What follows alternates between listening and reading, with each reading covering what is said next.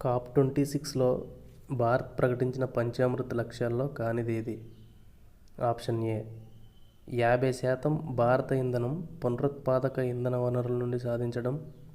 Option B 2030 నాటికి కర్బన ఉద్గారాలను 1 బిలియన్ టన్ తగ్గించడం.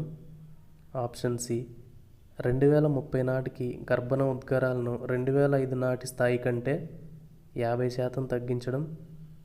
ఆప్షన్ డి 2030 నాటికి 500 గిగావాట్ల పునరుత్పాదక ఇంధన సామర్థ్యాన్ని స్థాపించడం. ఆప్షన్ ఈ 2070 నాటికి నెట్ జీరో స్థాయిని సాధించడం.